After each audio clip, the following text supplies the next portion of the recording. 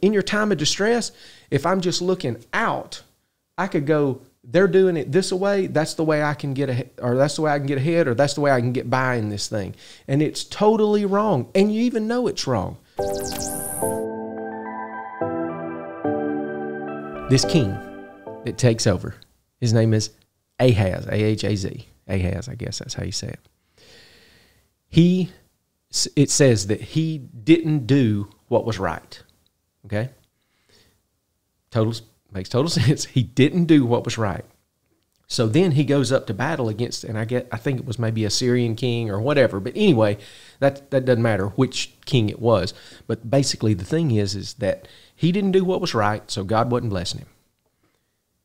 The Syrian king, let's say it was Syria, came in and conquered them or beat them in battle. What does Ahaz do? He don't go and say, oh, well, I'm doing what's wrong. I need to do what's right to where the Lord will bless me. And, so the principle, just think about it principle-wise, not the fact of if I do what's right, the Lord will bless me. If I do what's wrong, the Lord will curse me. To take it outside of that. Ahaz was doing what was wrong. He got his tail whipped by another king.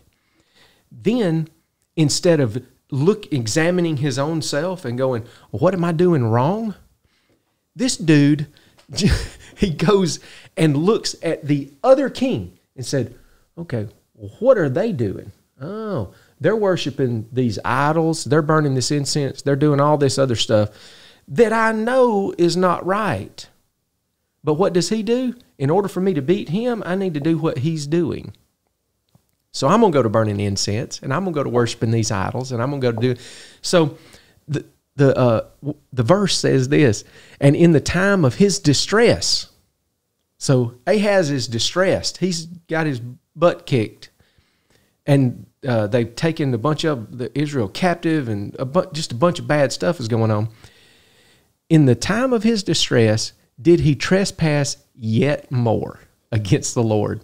So instead of turning and looking inside and going, hey, man, what am I doing wrong? What am I doing that's morally, ethically, what am I doing spiritually wrong? Let me just look over there and just see whatever they're doing, and I better do that. Because if I do that, I can actually raise my game to beat them. Unbelievable. But it's not unbelievable because I wrote just a few things. It's like all the bad things. All right. So did you know that forged certificates can open the door for promotion? Did you know that lying can gain people's attention? More attention, more opportunity? Maybe. Do you know that cheating can propel you to victory? Sure can. Doping, steroids and weightlifting, and you can just, there's every kind of cheating you can even think of.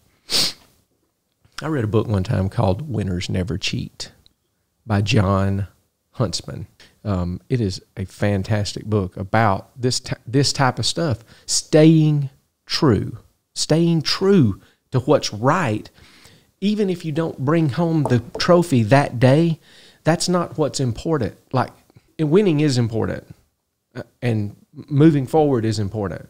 But you got to make sure you're not playing the wrong game. And I think that's what we wind up doing.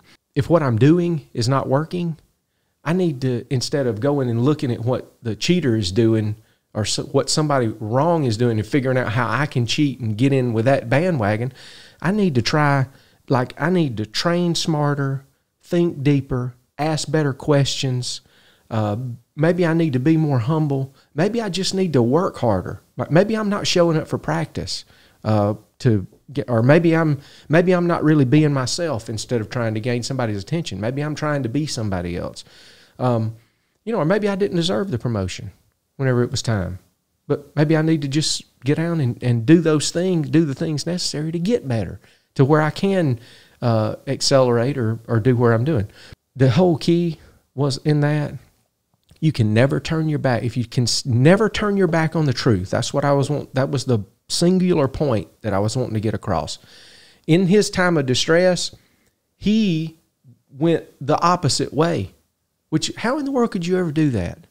People do that, though. We do that from time to time. I know I've done it. Get into stress, a lot of that about going ahead and making the decision before you're ever faced with the problem. But in your time of distress, if I'm just looking out, I could go, they're doing it this way, that's the way I can get ahead, or that's the way I can get ahead, or that's the way I can get by in this thing.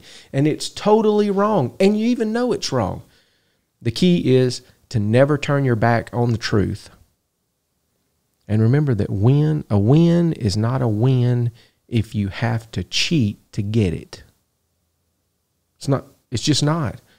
If you cheat to win, if I cheated to win, and you come up to me later, like these, just go with professional athletes. This is kind of what I saw in my mind.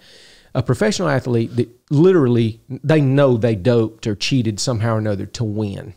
I come up to them and go, man, quarterback so-and-so, or running back so-and-so, or Olympic medalist so-and-so, dude, that is awesome. You know, and I'm heaping praise and accolades on you.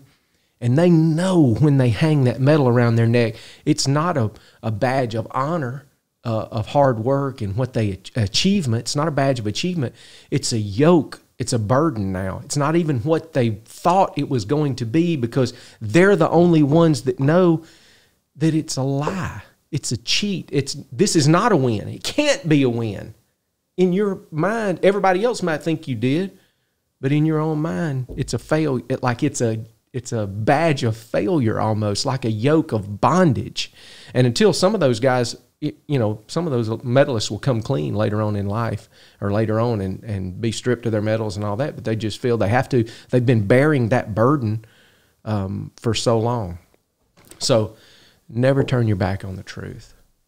You cannot win by cheating, period. Winners never cheat.